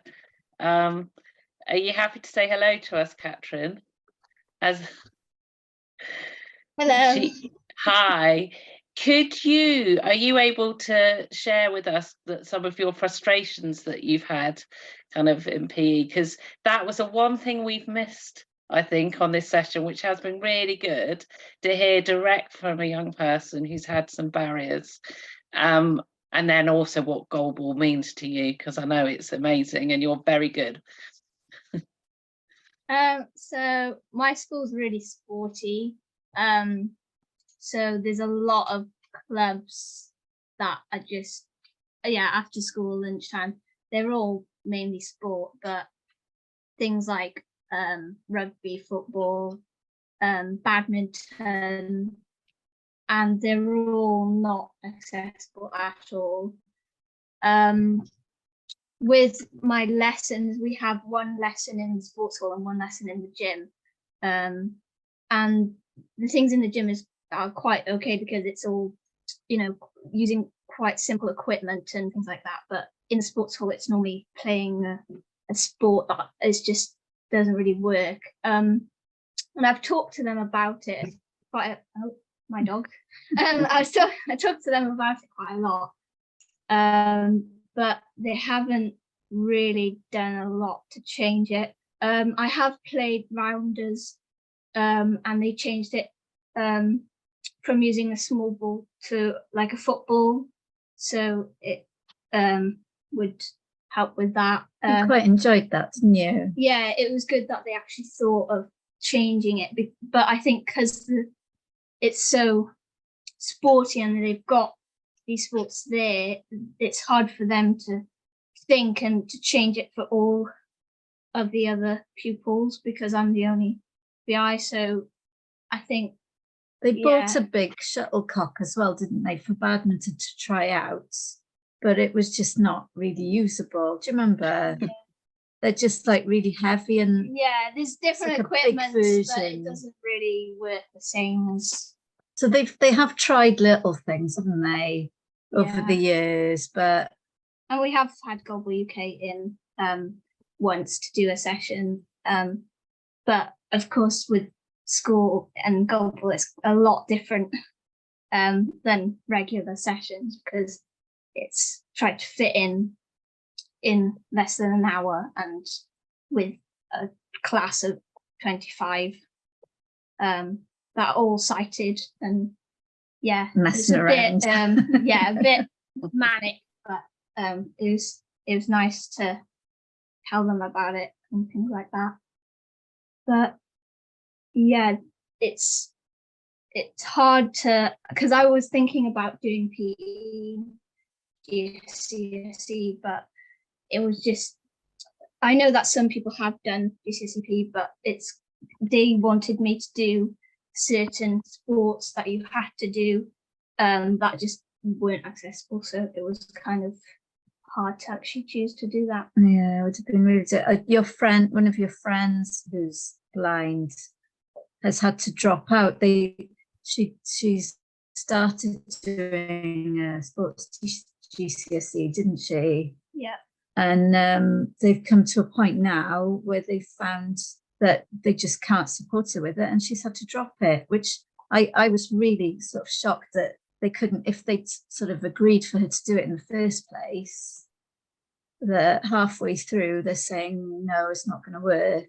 Yeah, because you can choose a certain sport to do a part of your GCSE on, so obviously I would choose goalball, and I think the time of me training can add on to the GCSE, but there's all like the theory part is fine, but the actual playing and the lessons with doing these other sports like football and rugby, it doesn't really work.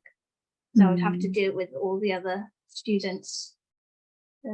Yeah, that's really, that's the sad thing about mainstream, sports really, isn't it? Have you brought your medals? Because I know you're very good. All upstairs. But you should. Have you brought them into school, Catherine? I always make sure that I tag the school in when I tweet about it. So and they normally tweet it and put it in the school blog and stuff. So and Catherine, Dan, who's on the call, who's a gold-winning Paralympian, he's actually in Hereford and doing kind of sports marshals as well as all his training. So you're thinking about going up to RNC, aren't you? I've just come back from Hereford about a few hours ago. So yeah, you went for an assessment there, didn't you? Yeah, that's good. RNC is an incredible place. I mean, I'm sure when you've been there, it is almost very refreshing to see so many people with visual impairments. because you kind of know what you're all going through. When I went to the RNC and studied there, it was the first time that I'd seen another person with RP and at the same stage as what my RP was. And it was a very emotional thing to actually look at somebody and realize that they're looking at you in exactly the same picture. It was a really profound moment for me. And so I think being with people with visual impairments is a really wholesome thing for somebody to witness with visual impairment. Yeah, I think that's a big part of me going, actually. Yeah. Because I'm not used to, because I've made a lot of friends throughout Goalball and different social groups and things, but actually having education with them and like not worrying about all the accessibility stuff and like the visual stuff, like any of it really, because it's all there. And yeah, you're learning with other people that are like same learning with you. Yeah, just get as much as from it as you possibly can, because you'll get a lot out of that college. Thank you, Katrin. That's brilliant of you to come on and be the voice of the young person for us. So thank you. Yeah, has anyone got any top tips before we go? I will pass on all the resources to everyone. I'm so grateful to all the panelists. Vicky, I'm hoping people are still here. I'm talking, yes, there you are. Have you got anything to say to the parents, anything you'd pass on? Obviously, there's loads of keen interest in your Have a Go days. Yeah, definitely. I think, like I've said before, just as much communication as possible. The more we know of what young people and just anyone with blind or partially sighted want to have a go at and where the demand is, it makes our job a lot easier. We are a small team. We are stretched for resources. So we try and broaden that out as much as possible. So yeah, as much communication as possible and helps us. I've just seen, I think there's a little question about suitable equipment in that list of resources that we've given. Frankie's put together some kind of great places you can get some equipment from. So there is some links on there. If you yourself want to get something for home that you can, start practicing things with, there are links on there as well. Thank you. Another message in the chat box, Jane. RNIC Hereford and NCW Worcester also have fun days where you can try VI sports. Yeah, and actually New College's and NCW's day, I think just it's a family kind of fun day, is on the next bank holiday next Monday. But yeah, both it's worth looking out for both. And I think somebody also put in the British Blind Sport have your kind of thing for young children. That was Dawn, I think. Yeah, the First Steps program. Are you still running that? We have still got the provision for First Steps. We don't have the First Steps officer at the moment, but all the resources and things like that are still there, and the different packs and things can be still sent out to families. It includes sort of what we call a jangles ball. So there's an audible ball in there, and there's also some like text resources and sort of sensory resources where children and their parents or carers can follow activities along and do different things that are suitable for children with sight loss. It's kind of aimed at sort of under 9, so it is for the little ones. But yeah, that resource is still there again. The information's on our website. Brilliant, thank you, because we've got a great mixture tonight of parents whose children are across the ages, so that's really helpful. Thank you very much, Warren, with all your brilliant inclusive activities. And have you got any final words you'd like to say to the parents?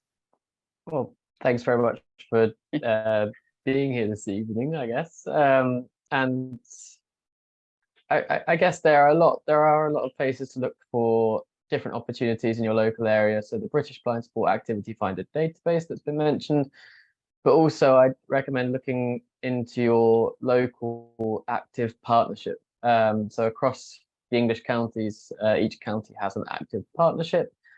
And most of them have a disability officer who will be overseeing disability sport in that county, and will be mapping disability sport in that area. I'd highly recommend getting in touch with them to see what opportunities might be available, and also just going along and having a look at clubs and sessions before committing to them. As I was saying earlier, you know, before you commit any money to something, go along and have a look. I'm sure clubs will be more than happy just for you to see how it's running and see what it's all about. Brilliant, thank you. Nathan. Yeah, to reiterate what Warren said about active partnerships, I'm an ambassador for my local active partnership, and they do so much to help. They engage with clubs on your behalf as well, so they can help out. I think it's important, get involved and enjoy the sport with your child if you get the opportunity to, and just ask questions. I find going into sports clubs and saying, how can we make this accessible for me or for someone else, makes a big difference. Brilliant, thank you. Gwenan and Catherine, any other wise words from you? You've shared a lot. What do you think, Kat? You got any tips for other kids who want to get into sport or who are having difficulties? I think just try those different ones. Like, I think especially when I go to RNC now, I'm gonna try loads because they're all accessible. So there are a lot of sports out there that can be accessible. You just have to find the right places to try them out, and yeah, you'll probably find something that you like, definitely. Yeah, and I think sometimes as a parent you have to be a little bit pushy, get them out of their comfort zone a little bit, because I know some of the things you've tried when you were a lot younger, you were not sure, were you? But I was like, no, go on, have a choice, fine. Thank you both so much. And last but not least, Dan, have you got any other reflections? Well, I think as everyone's saying, just, you know, try and push yourself out of your comfort zone. You know, that's parents and for your child. I think the best thing is to not wrap them up in cotton wool. Just let them, you know, find their own personalities and, you know, give them space to enjoy sport, be very patient. And I think they'll find their way. Just try and introduce them into lots of different sports. And, you know, it's brilliant that you're here this evening to try and find those gateways, but also bridging the gap, you know, try and make it happen yourself. So if there isn't a team, you know, get in contact with British Blind Sport, try and find these activity finders, and you know, go into your local leisure centres or clubs and try and establish a team, or, you know, get training going for the sport in which your child takes a passion in. And I think the taster sessions are an incredible thing. I wish I'd have had them when I was younger, and you know, and searched all different avenues in which I could go down. So that's a really good resource, and it's a real eye opener, pardon the pun, you know, to what's out there for kids. So yeah, I think yeah, it's very good. Make the most of it and attack it with a positive attitude. Thank you. It's been so lovely to have you as our surprise guest, star guest as well. It's been a pleasure. Everyone, we will send you the resources. There is lots we can share with you, lots we put together, but also people have shared really nicely tonight between them other tips, so they will be sent out to you. Thank you all so much. I think we should all be a bit Gwenan, kind of be that pushy parent to make sure our kids get those opportunities. Yeah, it was so nice to have you all along tonight, and we all really appreciate it. our next session for parent carers, we're running with Look. It's in May, on May the 16th. It's in coincides with Mental Health Awareness Week, and it's about mental health and anxiety. So I hope you can join us then, because it should be, again, informative and just a way of supporting us and our own mental health and our young people. So hope to see you then. Have a really good evening, and thank you all. And if any of the panelists want to stay on, then they're very welcome, just so I can thank you again. But yeah, I know it's 9:30. Thank you. Thanks, everyone.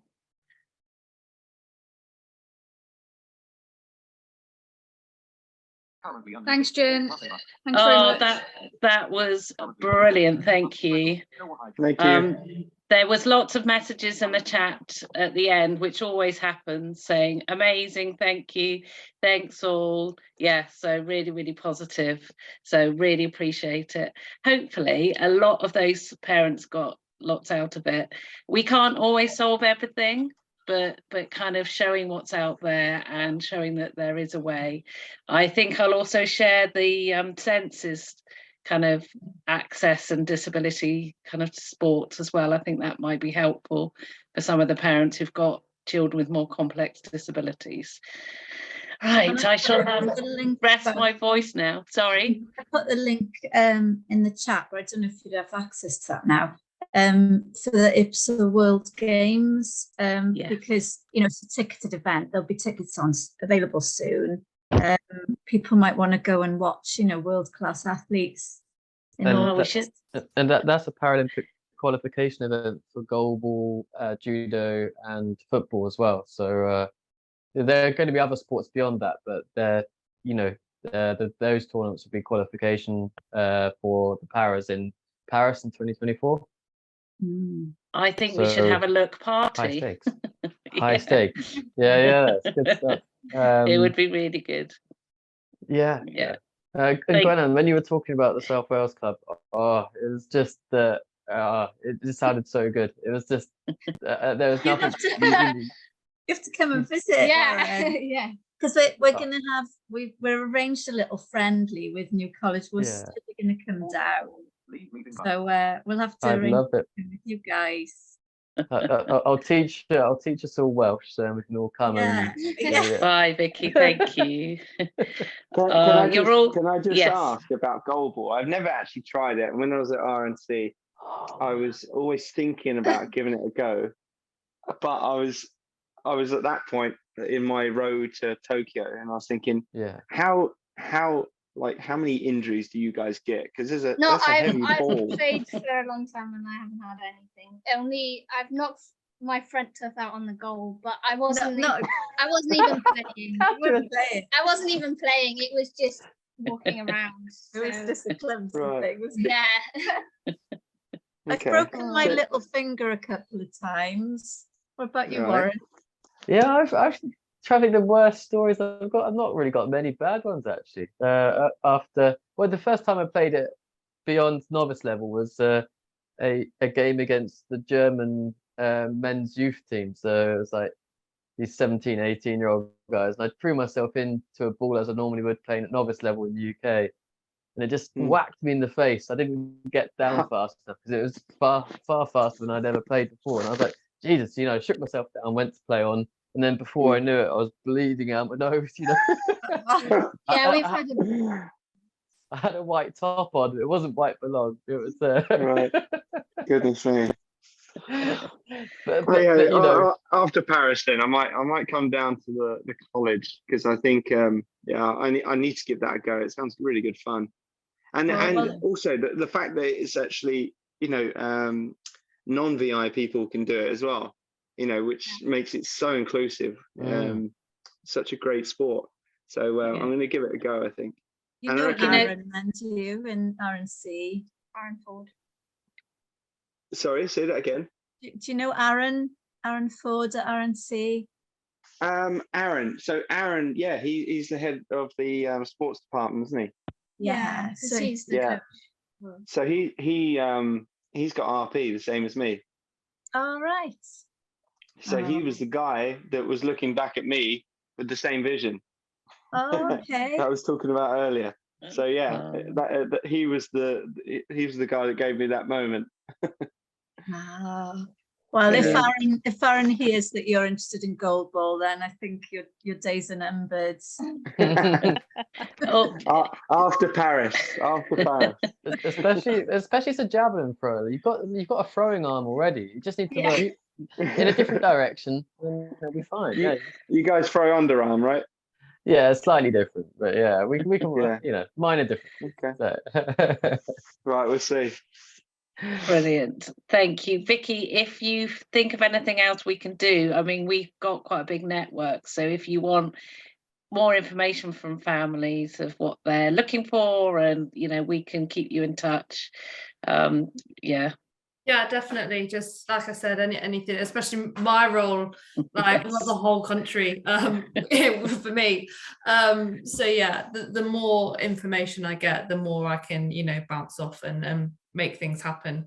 And I suppose just obviously the panel guys that are here, yeah, get in contact, try and grab my email, and just so that initial contact is there, so that if I have a go day in your area or whatever, I can. Vicky, You know, we bounce off coaches, so like obviously we don't deliver ourselves, so we need the delivery in the area. So, well, are you happy for me to share I should have asked. I can share each other's emails, because I was just, yes, please. Yeah, I was just doing GDPR, but probably didn't need to. So are you happy for that, Dan, as well? Yeah, that's fine. Brilliant. And if you could share my work one as well, because that would probably be relevant with the Cambridge have a go day, because you know, I can be there in a work capacity, but also, you know, coach local goalball coach for the local team. So in Cambridge we've got tandem cycling, judo, VI tennis, you know, tandem cycling. Yeah, we've got tons of sports. So as soon as I heard you say we've got Cambridge, there's tons of pathways people can go into, basically. yeah, perfect. I think the three you've just mentioned are the three I have written down, so good. Yeah, brilliant. Well, thank Vicky, you all. if you oh, sorry, just No, one don't last worry. thing. Carry on. Vicky, have you ever had any have a go days for like VI surfing? So yeah, we had a surf day actually in Devon last year. And yeah, it's definitely those kind of niche sports are definitely things we try and do. Like I said, this year we've got I've grabbed the water skiing.